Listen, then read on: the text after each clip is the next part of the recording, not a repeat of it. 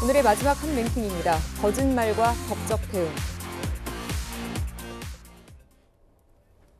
네, 지난달 국회 국정감사에서 민주당 김의겸 의원이 청담동 술자리 의혹을 제기했죠. 당시 상황부터 다시 보시죠. 7월 19일 밤인데요. 그날 술자리를 가신 기억이 있으십니까? 청담동에 있는 고급스러운 바였고요. 그 자리에 변호사 30명가량이 있었습니다. 그리고 윤석열 대통령도 합류를 했습니다. 기억나십니까? 위원님, 저 술 못 마시는 건 아십니까? 제가 검사 생활하면서 주로 강한 사람들과만 좀 척을 지면서 왔기 때문에 어떤 종류에도 꼬투리 잡기 위해서 일부러 회식 자리도 안 가거든요. 저기서 제가 노래를 부르고 동백 아가씨를 했다고요? 3시 넘어서? 이렇게 공개적으로 대한민국 법무부 장관을 모욕할 정도로 자신 있는 말씀이세요?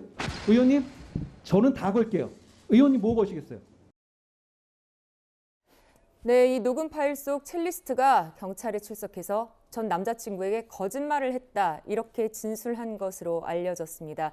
전 남자친구를 속이려고 했고 휴대전화 포렌식 결과 의혹 시간대에 해당 술집에 없었던 것으로 나타났습니다.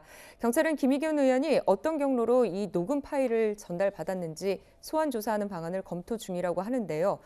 정미경 전 최고위원님, 어떤 부분을 집중적으로 들여다보게 됩니까?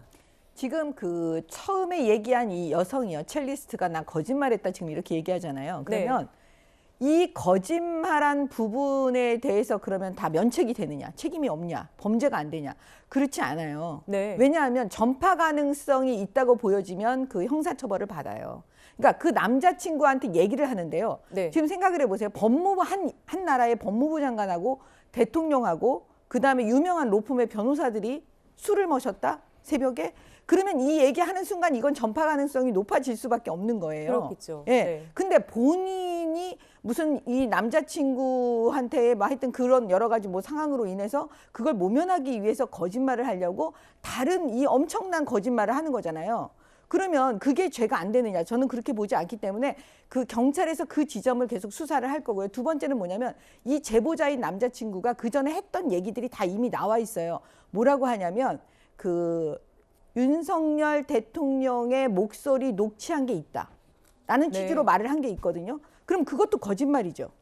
그러면 이 두 사람, 첼리스트와 이 남자친구가 과연 아무런 협업이 없이 그냥 이 얘기를 거짓말을 했고 이 사람은 거짓말을 믿었고 그렇지 않은 거죠. 그러니까 그 지점에 대해서 집중적으로 수사를 할 거고요. 그다음에 이 얘기가 어떻게 더 탐사로 흘러갔는지 그거를 아마 또 경찰이 보고 있을 거고요. 더 탐사하고 그 첼리스트하고 전화 통화를 했다는데 그 지점도 이상해요. 그 전화를 했을 때 과연 그 첼리스트가 거짓말이라고 더 탐사한테 얘기를 했는지 아니면 그거를 사실이라고 말을 했는지 이 부분도 지금 언론에 나와 있질 않고 있어요. 불분명하게 나와 있기 때문에 아마 경찰에서 그 부분에 대한 수사를 하고 나서 마지막에 김의겸 의원에 대한 수사가 들어가지 않을까 이렇게 보고 있습니다. 그 부분과 관련해서 이제 경찰 취재를 제가 좀 하고 또 전언을 받은 바에 따르면요. 자꾸 첼리스트라고 그러는데 요새 첼로 치는 분들이 곤혹스럽다고 합니다. 이분을 자꾸 첼리스트라고 호칭하는 것보다 하여튼 여성 A씨가요. 경찰에서 말하길 김의겸 의원이 자신에게 전화해서 뭐 확인한 적도 없고 또 더 탐사가 자기에게 이 사실관계를 확인하기 위해서 흔히 하는 말로 팩트 체크를 위해서 통화를 한 적도 없다라고 진술한 것으로 돼 있기 때문에 이 부분은 의외로 단순해요. 그러니까 본인이 자정부터 다음날 새벽 7월 20일 새벽 3시까지 어디가 있었는지 모르는 것을 추궁을 받으니까 본인이 모면하기 위해서 거짓말을 한 건데 이 거짓말이 너무 규모가 좀 컸어요.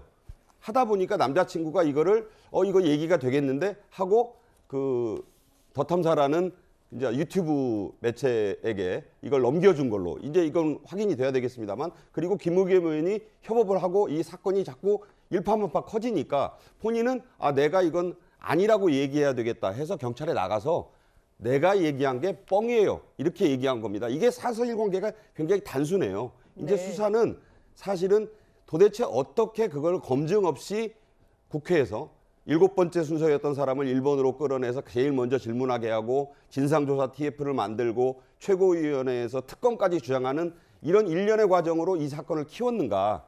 이 부분이 수사의 핵심이 되지 않을까. 김의겸 의원은 어쨌든 한동훈 장관에게 사과를 하지 않았어요. 예, 그건 그렇습니다. 어떤 의미가 있냐면 저는 앞으로 이게 이제 법적인 책임을 묻겠다고 분명히 얘기했고 그럴 수 있는 소지가 있기 때문에 사과를 하면 본인이 인정한 꼴이 되니까 그 부분까지 고려한 대응이 아니었나 그렇게 봅니다. 네, 한동훈 장관 관련한 얘기는 뒤에서 조금 더 해보고요. 이렇게 첼리스트가 거짓말을 했다고 하자 김의겸 의원 SNS에 글을 올려서 유감을 표했습니다. 이 첼리스트의 진술이 사실이라면 윤석열 대통령 등의 심심한 유감을 보낸다라고 했습니다. 하지만 이 유감 표명의 대상과 방식을 두고도 뒷얘기가 나오고 있는데 최진봉 교수님, 네. 이 김의겸 의원으로서는 이게 사과의 표현이었을까요? 뭐 저는 지금의 상황에서는 유감 표명이 사과의 표명이라고 생각을 해요. 왜냐하면 네. 본인도 곤혹스러울 거예요. 본인도 제보를 받아가지고 그거 이제 녹취록만 들어오면 여러 가지 정황들이 너무 세부적으로 나와요. 그냥 뭐 대통령이 왔다 이렇게 얘기하는 게 아니라 누가 있었고 어떤 사람이 명함을 받았고 뭐 이런 여러 가지 구체적인 얘기가 나오니까 예. 그렇게 인식할 수 있는 그런 이제 자료라고 판단한 것 같아요, 본인이. 그래서 아마 그걸 얘기했던 것 같고 아마 더 탐사에서 뭐 더 탐사 입장은 아직도 입장을 안 바꿨어요, 거기는. 네, 그렇습니다. 거기는 입장을 바꾸지 않고 아직도 계속 이제 취재를 하겠다고 얘기를 하고 있기 때문에 그 더 탐사와의 연락 관계를 통해서 알게 된 여러 가지 정황들 때문에 아마 그렇게 판단한 것 같고 지금도 사실은 이제 어쨌든 경찰에 나와서 여성분이 아니라고 얘기를 했으니까 그분에서 인정을 해야 되는 상황이 됐잖아요. 그래서 유감 표명을 한 것 같고요. 그러나 제가 볼 때 더 탐사 그리고 이제 더 탐사에서 어떤 방식으로 또 대응을 할지는 지켜봐야 될 것 같고 이 부분 때문에 김의겸 의원 입장 상당히 곤혹스러운 상황에서 유감 표명이라고 하는 그런 말을 한 게 아닌가 개인적으로 이렇게 판단이 됩니다. 네, 김의겸 의원, 대통령 등 관련된 분들이라는 표현을 썼는데 여기에 한동훈 장관도 포함이 됐을까요? 김의겸 의원과 한동훈 장관의 반응 직접 보시죠. 입장 표명한 거 보세요. 장관이 그 외국인 차별하는 거냐 이유대서 이유는 사과했는데 왜 사과 안 하냐 이렇게 말씀하셨는데요. 저질 음모론에 올라타고 부추긴 이재명, 박찬대, 박홍근, 김성환, 박범계, 장경태, 우상호 의원님들께 사과를 요구합니다. 저한테 사과하는 것이 모양 빠져서 싫으시면 국민들께라도 사과하시기 바랍니다. 김의겸 의원은 사과하실 필요가 없습니다. 그러면 책임을 지셔야죠. 그분은 입만 열면 거짓말하면서도 지금까지 단 한 번도 책임을 지지 않았습니까? 네, 이렇게 술자리 의혹이 거짓으로 얘기가 되자 국민의힘은 김의겸 의원에게 맹공을 가했습니다. 김의겸 민주당 대변인 흑석 선생이라 그랬는데 이제는 흑석 선생을 흑색 선생으로 바꾸어 불러야 청담동 술자리가 청담동 뻥자리가 됐습니다. 민주당 지도부가 흑색 김의겸 각본 이재명 연출의 청담동 뻥자리 연극의 주연 조연으로 출연한 것입니다. 김의겸 의원은 더 이상 공인의 지위에 있어서는 안 되는 인물이라고 판단됩니다. 스스로 의원직을 사퇴하고 네, 정혁진 변호사님, 이렇게 술자리 의혹이 최종적으로 거짓이었다, 문제가 있었다 이렇게 결론이 난다면 김의겸 의원은 면책특권을 받을 수 있을까요? 일단 헌법의 45조에 국회의원은 국회에서 직무상 행한 발언에 대해서 국회외에서 책임을 지지 않는다 이렇게 되어 있거든요. 네. 그런데 이때 책임이라고 하는 것은 형사 책임뿐만 아니고 아예 민사 책임까지도 없다 이렇게 되어 있어요. 네. 그런데 판례가 아주 그 의미 있는 판례가 나왔거든요. 옛날에 어떤 판례가 있냐면은 명백한 허위인 경우에는 국회의원도 손해배상 책임은 부담할 수 있다. 이게 민사 판례이기 때문에 네. 형사적인 건 모르겠지만 적어도 민사적으로는 손해배상 책임을 부담할 수 있겠다. 이런 그 약간의 그 대법원 판례가 있단 말이에요. 근데 제가 봤을 때 지금 이 케이스 관련해 가지고는 첫 번째로 내용 자체가 너무나 황당해요. 대통령이 뭐 호텔도 아니고 청담동에 뭐 어떤 바에 가가지고 뭐 새벽까지 술을 마셨다? 이게 제정신 가진 사람이 이게 진짜라고 믿을 수 있겠습니까? 법무부 장관 술 한 모금 못하는 사람인데 거기 같이 있었다? 그다음 더 황당한 거는요.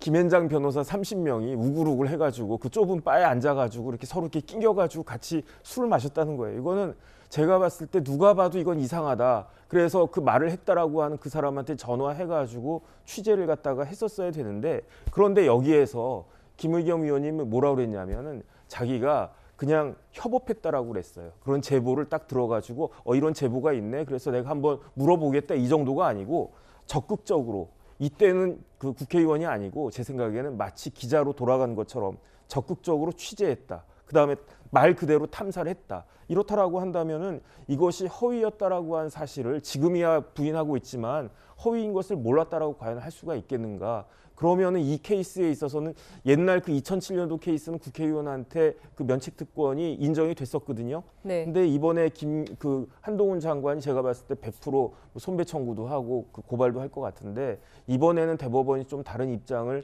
취할 수도 있지 않을까 하는 생각이 듭니다. 네, 정혁진 변호사께서 좀 표현이 세긴 했는데요. 이게 의혹 단계에서는 여러 가지 상태의 얘기가 나올 수 있어서 제정신이란 표현은 저희가 좀 순화해서 들어주시길 바랍니다.